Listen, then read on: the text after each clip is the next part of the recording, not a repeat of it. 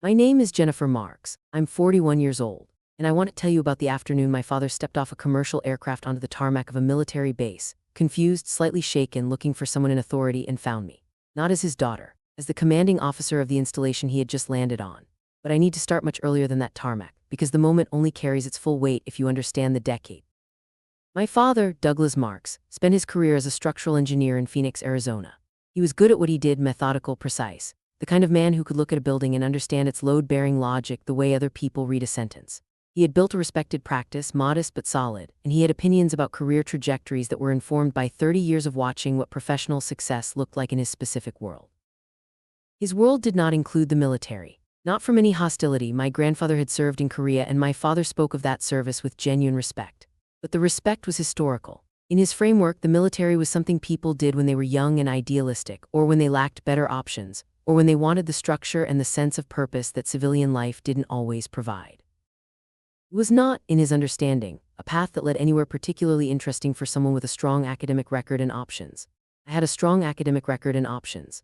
I told him at 22, after completing my undergraduate degree in electrical engineering, that I had been selected for officer candidate school, that I was going into the Air Force as a logistics officer, that I had decided this was what I wanted. He said, "Jennifer, you have an engineer. You could go anywhere." I said, "I'm going to OCS." He said, "The military is a dead end. You'll spend 10 years getting promoted slowly, and then you'll try to transition back to the civilian world, and you'll be behind everyone who stayed in engineering." I said, "I've thought about it carefully." He said, "You're 22, you haven't thought about anything carefully." I said, "I've accepted the commission." He said, "Then I hope you enjoy the dead end." He said it without malice. He said it the way you state what you believe to be a fact that the other person has not yet accepted. He was not trying to wound me. He was trying to deliver a preview of a future he found clear and I found irrelevant. I went to OCS. The decade that followed was not a dead end. I want to be specific about this because specificity matters. A dead end is a place where movement stops. The decade after OCS was the opposite of that. It was continuous, escalating, demanding movement through responsibilities that grew with each assignment. I commissioned as a second lieutenant and went into Air Force Logistics, which is the branch responsible for ensuring that aircraft and the systems that support them are maintained, supplied, and operationally ready. It is not a glamorous specialty in the way that pilot or special operations careers are glamorous. It is the kind of work that keeps everything else functioning: the supply chains, the maintenance cycles, the depot-level repairs, the coordination between operational units and the industrial base that sustains them. I was good at it. Not immediately. The first year was a steep and humbling learning curve in the way of any environment where the gap between what you know and what you need to know is large and visible and consequential. But steadily, consistently, in a way that my performance evaluations reflected. I was promoted to first lieutenant, then captain, then major. I spent time at bases in Georgia and Germany and Japan. I deployed to Southwest Asia twice in support of ongoing operations, managing logistics networks that were, by any reasonable measure, considerably more complex than anything I would have encountered in a civilian engineering career at the same stage. I had a conversation with my father approximately once a month during these years. We talked about family, about his practice, about my mother's garden and my brother's children, and the ordinary texture of a family maintaining connection across distance. We did not talk much about my work, not because I was hiding it, because he had decided what it was and I had stopped expending energy correcting the decision. He asked periodically when I was thinking about trans. I said I wasn't thinking about it. He said the private sector would be there when I was ready. I said I would keep that in mind. I was promoted to lieutenant colonel at 34. I was promoted to colonel at 38. At 39, I was selected to command an Air Force installation in the southeastern United States, a base with approximately 6,000 personnel, a significant operational wing, and the full range of support activities that a major military was, by any standard of military career assessment, a significant command. My father's response when I told him I had been selected for installation command was to ask whether this meant I would finally be in one place long enough to settle down. I said, "I'll be here for 2 years." He said, "And then what?" I said, "Then I'll see what's next." He said, "Jennifer, you've been in for 17 years. You must have retirement on your mind." I said, "I have 2 years of That's what's on my mind." He said, "The private sector really does want people with your background, your engineering degree plus all this experience. You could do very well." I said, "I'm doing very well." He said, "In the military?" I said, "Yes." He said, "A dead end." He said it lightly, not with the weight of the original statement, more as a callback to an old joke than as a renewed conviction. But it was there. I was commanding an Air Force installation. He still thought it was a dead end. The emergency landing happened 14 months into my command. A commercial flight operating between Atlanta and Miami encountered a mechanical issue at altitude that required an immediate landing at the nearest suitable field. The nearest suitable field, as it happened, was my installation. Commercial aircraft land on military bases in emergency situations regularly. The fields are large, the runways are maintained to high standards, and military air traffic controllers are well trained to handle the coordination. It is not a common event, but it is not unusual. The aircraft landed without incident. 92 passengers and 6 crew members, all safe, the mechanical issue having been serious enough to require the diversion but not serious enough to produce anything beyond a thorough shaking of nerves and a significant delay. As the installation commander, I was notified immediately. The unplanned civilian presence of that size on an active military installation required my attention, coordination with base security, with the medical team that was standard procedure for any emergency landing, with the Public Affairs Office, with the Airline's Operations Center, and with the host of logistical questions that arise when 92 civilians who were supposed to be in Miami are instead in a military hangar in the southeastern United States. I drove to the I was in uniform, colonel's insignia, the installation commander's patch, the full presentation of someone who is the senior person responsible for what is happening and who is there to ensure it is handled correctly. I walked toward the aircraft. The passengers were beginning to deplane carefully with the slightly dazed quality of people who have had an adrenaline experience and are now processing what just happened. Some were on phones. Some were looking around at the military environment with the curious, slightly disoriented expression of civilians encountering an active installation for the first time. I was approximately 40 feet from the aircraft stairs when I saw him. My father was wearing his travel blazer, the gray one he always wore on flights, and he was holding his carry-on bag and looking around with the focused, assessing expression he used when he was in a new environment, and trying to. He was scanning the tarmac, the hangars, the uniformed personnel moving efficiently around the perimeter of the situation. He had not yet seen me. I had approximately 5 seconds to decide how to handle this. I handled it the way I handle everything on my installation. I kept walking toward the situation I was responsible for managing, because that was my job regardless of who had just stepped off the aircraft. He saw me when I was about 20 feet away.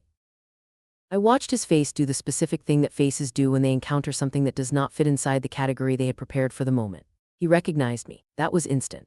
But the recognition collided with the context, the uniform, the insignia, the purposeful movement of someone who was clearly in charge of what was happening around them. And the collision produced an expression I had never seen on my father's face before.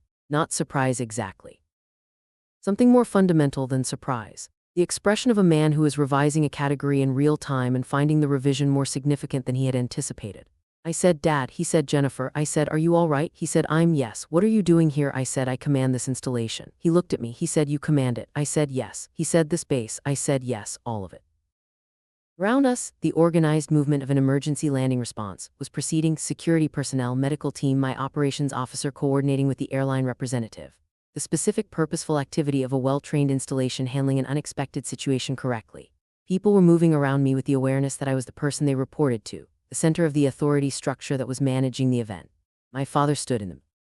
He said, "How long have you commanded here?" I said, 14 months. He said, "I didn't know." I said, "I told you I had been selected for installation command." He said, "I didn't know it was. I thought it was a smaller thing." I said, "It is a significant command, about 6,000 personnel." He said, 6,000. I said, "Yes." He looked around at the installation, the hangars, the flight line, the organized response to the emergency he had been part of 15 minutes ago with the expression of someone performing a comprehensive reassessment. He said, "You're in charge of all of this." I said, "Yes." He said, "And you've been doing this for 17 years. I said, 18 now. He said, "And I called it a dead end." I said, "Yes." He said, "I've been calling it a dead end for 18 years. I said, "Yes." Said, "While you were building this." I said, "And other things before this." He said, "What other things?" I said, "I'll tell you later. Right now I need to make sure 92 people are comfortable and that we're coordinating correctly with the airline for their next steps." He said, "Of course." I said, "There's a passenger holding area in that hangar. Someone will take you there and explain what happens next with the flight." He said, "Jennifer." I said, "Yes." He said, "I'm sorry about the dead end." I said, "I know." He said, "I mean it." I said, "I know you do. We'll talk later." I went back to managing the emergency landing. He went to the passenger holding area. We talked that evening once the passengers had been sorted, some continuing on a replacement aircraft, some opting for ground transportation, all of them safely and comfortably processed. And once I had completed the debrief with my operations team and the written report that emergency landings require, I drove him to a hotel near the base. He was staying the night before catching a rearranged flight the following morning. We sat in the hotel lobby with coffee and talked for 2 hours. He asked the questions he had never asked before, not about the emergency landing specifically, about the career. About what 18 years of Air Force logistics had actually looked like, assignment by assignment, from OCS through the 2 deployments through Germany and Japan and the promotion boards and the command selection process, and what it meant to be responsible for 6,000 people and a significant operational mission. I told him, not everything, some of it was operationally sensitive and some of it was simply too detailed for a hotel lobby, but the shape of it. The actual career, laid out chronologically with the specific responsibilities and the specific challenges and the specific things I had accomplished. He listened in a way he had never listened when I tried to explain my work before, without the undercurrent of waiting for the moment when the explanation would confirm his framework. Just listened. When I finished, he said, "Why didn't you tell me all of this?" I said, "I tried to tell you. You told me it was a dead end." He said, "I told you that once, 20 years ago." I said, "You've said versions of it consistently since then. When are you transitioning out? The private sector wants your background, the dead end." He said, "I didn't know I was still saying it." I said, "You were." He said, "I'm sorry." I said, "I know." He said, "Jennifer, I want to understand something." I said, "Yes." He said, "When you told me you had been selected for installation command." And I asked if it meant you would finally be in one place long enough to settle down. "What were you thinking?" I said. "I was thinking that I had just been selected for one of the most significant command positions I could hold at my rank, and that your response was to ask about settling down." He said, "That must have been, I don't know what that must have been like." I said, "It was familiar." He said, "I've been doing this for 18 years. I said, "Yes." He said, "And you never said anything."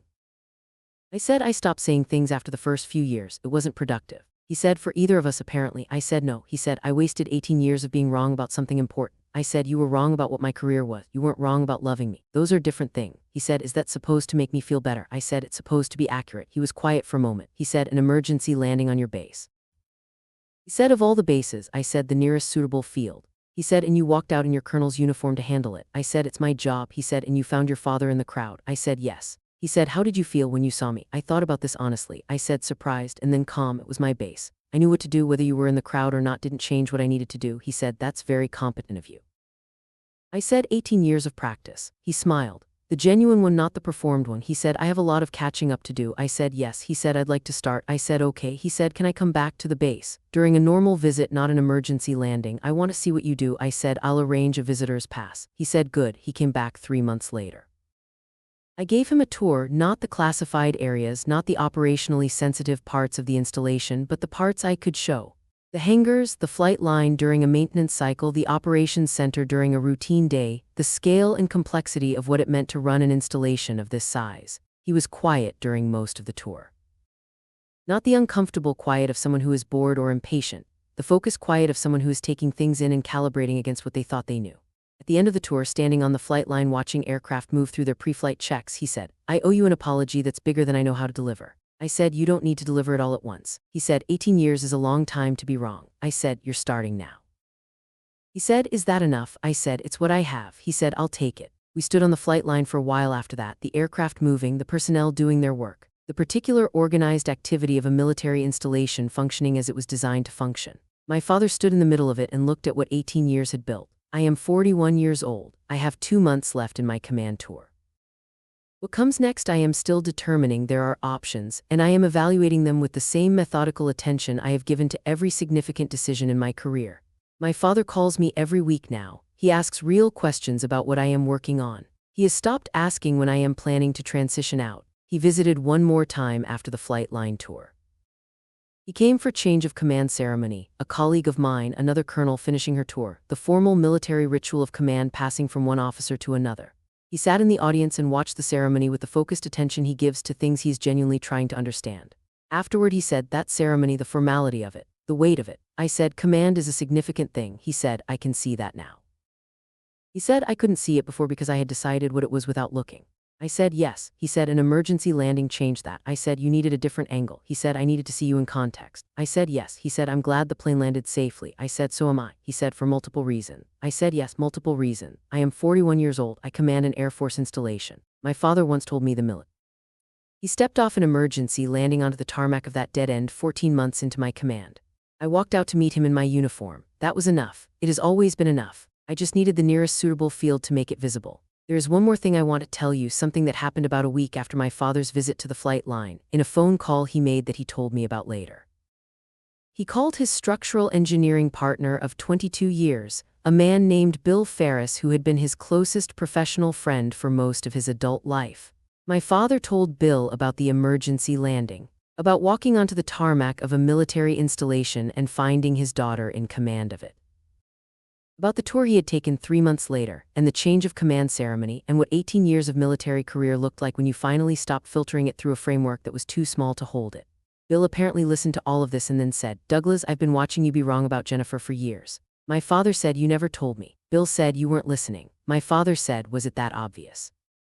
Bill said, "You called it a dead end at her college graduation dinner." I heard you. My father said I did. Bill said you did. I remember thinking that young woman is going to prove you wrong. I just didn't know it would take an emergency landing. My father laughed when he told me this. The full genuine laugh, not the managed one. He said, my business partner has been watching me be wrong about you for 22 years. I said, apparently everyone could see it except you. I said, what did Bill say when you told him about the installation? He said he was not surprised. He said he remembered you at 12 years old taking apart the circuit board of a broken television to understand how it worked and that he had always thought you would do something significant. I said, Bill remembered that, he said he thinks about it sometimes.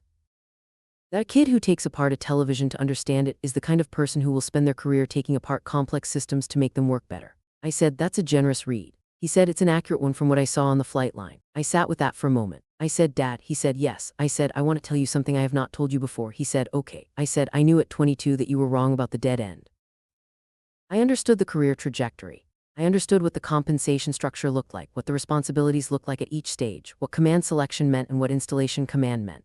I knew what I was walking into and I knew it was not a dead end. He said, I know. I said, what I didn't know was whether I would be able to sustain the distance between what I knew and what you believed for as long as it was going to take. He said, 18 years. I said, was it hard? I said, sometimes, not always. The work was usually absorbing enough that the distance was in the background rather than the foreground. But it was there. He said, I put it there. I said, yes. He said, I'm sorry it was there for 18 years. I said, I know. He said, Jennifer, can I tell you something? I said, yes. He said, at your OCS graduation, do you remember when I came? I said, you and Mom both came. He said, do you remember what?